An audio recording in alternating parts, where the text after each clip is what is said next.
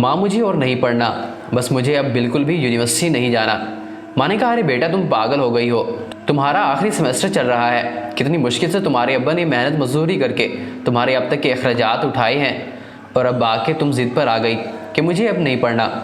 आखिर ऐसी कौन सी बात हो गई है, कुछ बताती भी नहीं हो, बस चुपचाप रहने लग गई हो। एक ही रट लगा रखी है कि नहीं पढ़ना तो बस नहीं पढ़ना, मगर न पढ़ने की वजह भी तो होगी। इस वक्त तुम्हारे अब्बा की कितनी मिन्नतें करके तुम्हारा दाखिला भिजवा दिया था। उस वक्त तुम्हारी ज़िद थी कि मुझे आगे पढ़ना है। अब जब पढ़ाई ख़त्म होने लगी है तो तुम ज़िद करने लगी हो, और अच्छा खासा तो पढ़ रही थी। आखिर तुम्हें एकदम क्या हो गया है? उस्तादों ने तो कुछ नहीं कहा। बेटी ने कहा नहीं, इन्होंने कुछ भी नहीं कहा, बस मेरा पढ़ाई से दिल उकता गया है। माँ बस मुझे फोर्स मत करें।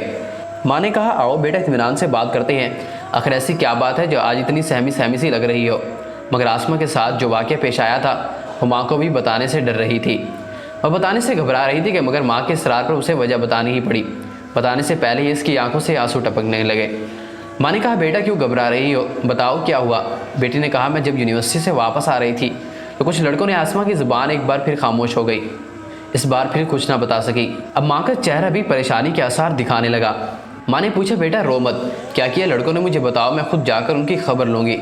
माँ अपनी बेटे को हौसला देने की कोशिश कर रही थी। आसमा एक बार फिर अपनी बात को आगे बढ़ाने लगी। अब अश्कों के साथ सिसकियाँ भी महसूस होने लगी। माँ जब मैं यूनिवर्सिटी से निकली तो कुछ लड़कों ने मेरी इज्जत। आसमा की ज़ुबान इस बार भी कुछ न कह सकी। इस बार आसमा माँ के सीने से लगकर ज़ारों को तार रोने लगी। इसे तलब सुनते ही माँ के चेहरे का रंग भी उड़ गया। वह घबरा कर कहने लगी कि क्या किया लड़कों ने, तुम आगे बोलती क्यों नहीं हो? क्या किया लड़कों ने, मुझे सारी बात बताओ। आसमा तुम सारी बात बताओ। क्या कहा आवारा लड़कों ने? अगर लड़की खुद को छुपा के रखे तो गैर मर्द की जरूरत नहीं हो सकती कि कोई इसकी तरफ मैली आंख से भी देखे, और मैंने भी हमेशा अपने आप को छुपा के ही रखा। फिर क्यों मेरी इज्जत को उछाला गया? मेरे साथ ऐसा क्यों हुआ? आज के बाद तुम यूनिवर्सिटी नहीं जाओगी। मैंने तुम्हारे अब्बा ने पहले ही यूनिवर्सिटी में दाखिला लेने से मना किया था, मगर तुम्हारी जिद थी कि मोहल्ले की लड़कियों जितना पढ़ना चाहती है। लड़की अंदर गई और इसके वालिद साहब भी आ गए। लड़की अंदर पलंग पर बैठी अभी भी रो रही थी कि नज़ीर साहब पूछने लगे कि मेरी बेटी क्यों रो रही है। आसमा की माँ कहती है कि मैं बताती हूँ कि आसमा क्यों रो रही है। वह दूसरे कमरे में ले गई और कहा कि कल से आसमा यूनिवर्सिटी नहीं जाएगी।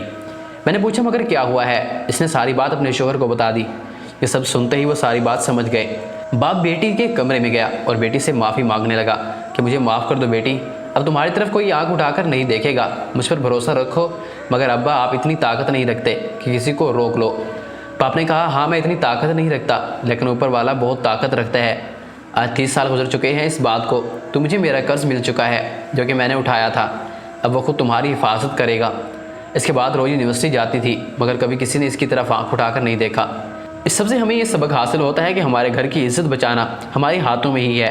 हमारे माशरे में भी इस तरह के कई वाक़यात हो चुके हैं कि माशरा ही एक दूसरे को देखकर ऐसी हरकतें करता है। जिस दिन ये माशरा जान लेगा कि इनके घर में भी बहनें और माएँ हैं तो शायद ये सोचकर वो इस हरकत से बाज आ जाए। अल्लाह ताला हम सबको बुरे अमल से बचाए और नेक अमल करने की तौफीक अता फरमाए। आमीन।